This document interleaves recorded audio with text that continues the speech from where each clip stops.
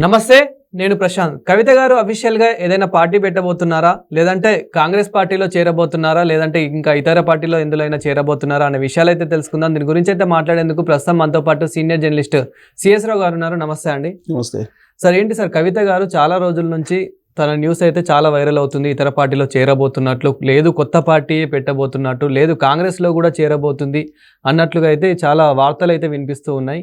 So అసలు ఏది నిజం?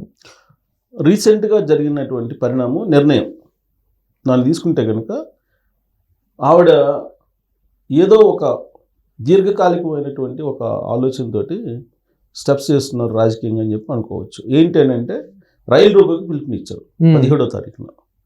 ఎందుకు? బీసీలకు రిజర్వేషన్లు కావాలి అనే దాని మీద, బీసీలకు రిజర్వేషన్లు కావాలనే దాని మీద బీసీకి సంబంధించినటువంటి ఆ అంశాన్ని ఈవిడ ఓన్ చేసుకునే ప్రయత్నం చేశారు. యాక్చువల్గా అది కాంగ్రెస్ పార్టీ వాళ్ళు కులగణన చేశారు. కులగణన చేసి ఆల్రెడీ అసెంబ్లీలో చర్చించారు. చర్చించిన తర్వాత 42% రిజర్వేషన్లు స్థానిక సంస్థల ఎన్నికల్లో ఇవ్వడానికి ఆర్డినెన్స్ కూడా ఇచ్చారు. గవర్నర్కి పంపించారు. అసెంబ్లీలో తీర్మానం చేశారు. సో ఇదంతా అయిన తర్వాత కాంగ్రెస్ పార్టీ ఆర్డినెన్స్ తీసుకొస్తుంది, 42% స్థానిక సంస్థల రిజర్వేషన్ ఇస్తుంది అనే సంగతి అందరికీ తెలుసు. కానీ ఈ ఆర్డినెన్స్ వెనుక తానేదో ఉద్యమం చేసి తానేదో బీసీ రిజర్వేషన్లకి ఆద్యురాల్ని అని చెప్పుకునేటువంటి ప్రయత్నం ఆవిడ చేశారు. ఆవిడ చాలా బ్రిలియంట్ రాజకీయాలు చేస్తున్నారు. ఎందుకంటే నేను ఉదాహరణ ఇంకోటి కూడా చెప్తాను. ఈవిడ తీహార్ జైలుకి వెళ్ళడానికి ముందుగా జస్ట్ కొన్ని రోజుల ముందు మహిళా రిజర్వేషన్లకు సంబంధించినటువంటి ఉద్యమం చేశారు. ఎక్కడ? ఢిల్లీలో. ఆల్రెడీ పార్లమెంట్లో మహిళా రిజర్వేషన్ బిల్లు పెడుతున్నారు. అది ఎలాగో పార్లమెంట్లో పెట్టేటువంటి ఎజెండాలు ముందే తెలుస్తాయి. అది తెలుసుకొని ఆవిడ చేశారా అనే దాని మీద కూడా మనం భావించడానికి, విశ్లేషించడానికి అవకాశం ఉంది. ఎందుకంటే ఇది ఒక స్ట్రాటజీ, పొలిటికల్ పార్టీల స్ట్రాటజీ. అంటే ఈమెదో అక్కడ ఢిల్లీ వెళ్ళి మహిళా రిజర్వేషన్ కోసం ధర్నా చేస్తే ఇమీడియట్గా పార్లమెంట్ సమావేశాల్లో మహిళా రిజర్వేషన్ బిల్లు పెట్టి 2029 నుంచి 33% చట్టసభల్లో రిజర్వేషన్ అనేది ఆల్రెడీ నరేంద్ర మోడీ గారి ప్రభుత్వం ఎప్పుడో డిసైడ్ చేసి జమినీ ఎన్నికలు సాధ్యాసాధ్యాలు, అలాగే నియోజకవర్గాల పునర్విభజన, వీటన్నిటి మీద కంటిన్యూగా స్టడీ చేస్తుంది కేంద్ర ప్రభుత్వం. ఇవన్నీ తెలుసు, అందరికీ తెలుసు. అందరికన్నా కూడా కొంచెం ఎక్కువగా కవిత గారికి తెలిసి ఉంటుంది. ఎందుకంటే ఆవిడ రాజకీయ పార్టీలో ఉన్నారు కాబట్టి. ఏ రాజకీయ పార్టీ వాళ్ళకైనా ముందే తెలుస్తాయి కొంచెం కొన్ని డెసిషన్స్. పైగా అక్కడ పార్లమెంట్ సెషన్స్ జరగడానికి ముందుగా ఎజెండా ఏంటనేది తెలిసిపోతుంది. అలాగే అసెంబ్లీలో కూడా తెలిసిపోతుంది. తీహార్ జైలుకి వెళ్ళటానికి ఒక 4 రోజుల్లో తీహార్ జైలుకి వెళ్తారనగా సిట్ అక్కడ ఈడీ విచారణకి పిలిచింది ఆవిడ్ని. ఆ విచారణకి పిలిస్తే ఆవిడ ఢిల్లీ వెళ్ళారు. మరుసటి రోజు ఢిల్లీ ఈడీ విచారణ, ముందు రోజు ఆవిడ మహిళా రిజర్వేషన్లకు అని చెప్పి ఢిల్లీలో జంతర్ మంతర్ దగ్గర ధర్నా చేస్తారు, దీక్ష చేస్తారు. ఆ దీక్ష చేసిన తర్వాత 2వ రోజు 3వ రోజు జైలుకి వెళ్ళారు. ఆ తర్వాత పార్లమెంట్ సమావేశాల్లో బిల్లు పెట్టి మహిళా రిజర్వేషన్లు ఇచ్చారు. మరి ఈ క్రెడిట్ మహిళా రిజర్వేషన్ కవిత గారు చేసినందువల్ల నరేంద్ర మోడీ గారు మహిళా రిజర్వేషన్ 33% ఇచ్చారు అనుకోవాలా, లేదంటే గవర్నమెంట్ ఇచ్చింది అనుకోవాలా? జనరల్గా చాలా మంది చూసే వాళ్ళకి ఏంటంటే మీడియా కవరేజ్ వస్తుంది కదా, మహిళా రిజర్వేషన్ కోసం ఢిల్లీ వెళ్ళి జంతర్ మంతర్ దగ్గర ధర్నాలు చేసింది, వెంటనే బిల్లు పెట్టేసారు అన్నట్టు ఉంటుంది. సేమ్ అలాగే ఇక్కడ తెలంగాణలో కూడా. తెలంగాణలో జనగణన చేశారు, కులగణన చేశారు. ఫస్ట్ టైం రాహుల్ గాంధీ గారు కులగణన చేయాలి దేశం మొత్తం మీద అని చెప్పి ఆయన అంటున్నారు. పైగా తెలంగాణ మోడల్లో చేయాలి, తెలంగాణలో బాగా చేశారు అని చెప్పి ఆయన అంటున్నారు. కులగణన చేశారు. కులగణన చేసిన తర్వాత బీసీలకు 42% రిజర్వేషన్ స్థానిక సంస్థలు ఇవ్వాలని డిసైడ్ చేశారు.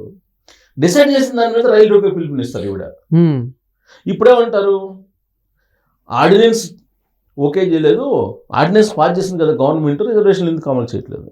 ఆర్డినెన్స్ క్లియరెన్స్ ఇవ్వాలి గవర్నరు. ఇంకా ఇన్ని నెలల పట్టేది ఆర్డినెన్స్ క్లియరెన్స్ ఇవ్వడం గవర్నరు. కాబట్టి గవర్నర్ క్లియరెన్స్ ఇస్తారా లేదా అనేది చూసి మళ్ళా మన రైలు రోకోకి ఇంకొకసారి కార్యాచరణ రూపొందిద్దాం, ప్రస్తుతానికైతే వాయిదా వేస్తున్నారని చెప్పి ప్రకటించేశారు. రైలు రోకో చేయడం అనేది మిగతా ఇక్కడేదో రాష్ట్ర స్థాయిలో చేసే అంత ఈజీ కాదు. ఏ ఆందోళనలో లేదా ఇందిరా పార్క్ దగ్గర చేసే ధర్నా అంత ఈజీ కాదు. ఆవిడకి తెలుసు ఆ సంగతి. ఎందుకంటే ఉద్యమంలో అప్పుడప్పుడు పార్టిసిపేట్ చేశారు వీళ్ళు. ఉద్యమంలో రైలు రోకోలు చేశారు. అప్పుడు కేసులు పెట్టించుకున్నటువంటి వాళ్ళు ఎంత ఇబ్బంది పడ్డారో తెలుసు. రైలుకు సంబంధించి అంటే సెంట్రల్ గవర్నమెంట్కి సంబంధించినటువంటి రైళ్లు కానీ లేదంటే విమానాలు కానీ విమానయాన శాఖకు సంబంధించి కానీ వీళ్ళకి సపరేట్ చట్టాలు ఉన్నాయి, ప్రత్యేకమైనటువంటి రక్షణ చట్టాలు ఉన్నాయి ఆ శాఖలకి. రైలు వచ్చేసి మీరు కనుక రైలు పట్టాల నుండికి వెళ్తే ఒక్కసారి కేసు బుక్ అయిందంటే జీవితాంతం తిరగాల్సి వస్తుంది. ఆవిడేమన్నారు, బీసీ రిజర్వేషన్ కోసం రైలు రోకో 17వ తారీఖు ఒక్క రైలు కూడా కదలదు, ఇంచు కూడా కదలదు అని అన్నారు.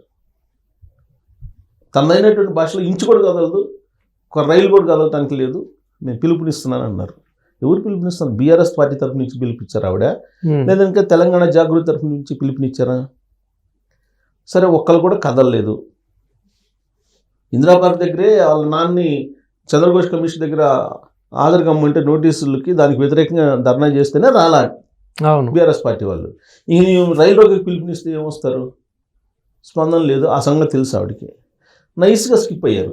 వాయిదా వేస్తున్నాను రైలు రోడ్డుని 17వ తారీఖు నుంచి, ఇంకోసారి మళ్ళీ మన కార్యాచరణ ప్రణాళికను రచించుకుందాం. ఈ లోపల ఆర్డినెన్స్ని పాస్ చేయించేటువంటి బాధ్యత, తర్వాత అలాగే రాజ్యాంగంలో 9వ షెడ్యూల్ను సవరించి ఎస్సీ ఎస్టీల మాదిరిగా బీసీలకి విద్యా ఉద్యోగాల్లో రిజర్వేషన్ కల్పించేలాగా బీజేపీ వాళ్ళు చేయాలి, బండి సంజయ్ గారు చేయాలని చెప్పి బండి సంజయ్ గారిని టార్గెట్ చేశారు. అంటే ఈ తప్పు మొత్తం కాంగ్రెస్ కాదు, బీజేపీ వాళ్ళది అన్నట్టుగా బీజేపీ వాళ్ళ మీద నెట్టేస్తూ మాట్లాడారు ఆవిడ. అంటే దాని అర్థం ఏంటి? కాంగ్రెస్ కి సపోర్ట్ చేస్తున్నట్ల ఎవరైనా అనుకుంటారుగా. ఎవరైనా రాబోయేటువంటి రోజుల్లో ఈవిడ కాంగ్రెస్ పార్టీతో వెళ్ళడానికి సిద్ధం అవుతున్నారని చెప్పి అనుకుంటారు కదా. సరే, రాష్ట్ర ప్రభుత్వం ఇక్కడ రాష్ట్ర ప్రభుత్వం మీద ఆవిడ పోరాడుతున్నారు. రాష్ట్ర ప్రభుత్వం బీసీ రిజర్వేషన్ బిల్లు పెట్టారు. రాష్ట్ర ప్రభుత్వాన్ని ప్రశ్నించాలి కదా, నువ్వు పోయి ఫైట్ చెయ్యి, మీతో నేను కూడా వస్తాను, ఢిల్లీకి పోదాం పండి అని చెప్పి అనాలి కదా. ఇది ఫెయిల్ అయితే కనుక బండి సంజయ్ ఫెయిల్యూరు లేదా బీజేపీ ఫెయిల్యూరు అంటున్నారు. అంటే దాని అర్థం ఏంటి? రాబోయే రోజుల్లో కాంగ్రెస్ పార్టీతో కలిసి నడవడానికి సానుకూలమైన వాతావరణాన్ని క్రియేట్ చేసుకుంటున్నట్టే కదా. ఓకే. సో పైగా ఈ మధ్యకాలంలో ఆవిడ చేసినటువంటి వ్యాఖ్యలు కొన్ని కనుక మనం వింటే, స్థానిక సంస్థల ఎన్నికల్లో మేము పార్టిసిపేట్ చేయమని అన్నారు. అంటే వచ్చే ఎన్నికల్లో పార్టిసిపేట్ చేస్తారా? తెలంగాణ జాగృతి గురించి ఆవిడ చెప్తుంది.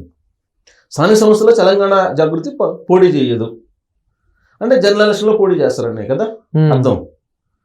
అంటే దీన్ని బట్టి ఏమర్థం అవుతుంది? ఆవిడ పార్టీ పెట్టబోతున్నారు, ఆ పార్టీ కాంగ్రెస్ తో కలిసి నడవటమో లేకపోతే షేర్ చేసుకోవటం లేకపోతే ఇంకో రకంగా పొత్తు పెట్టుకోవడం, ఏదో ప్రయత్నాలు, ఏదో ఒక అడుగులు వేస్తున్నట్టు ఆవిడ మాటల్ని కనుక మనం సునిశ్చితంగా పరిశీలిస్తే అర్థమవుతుంది. Thank you sir. Thank you.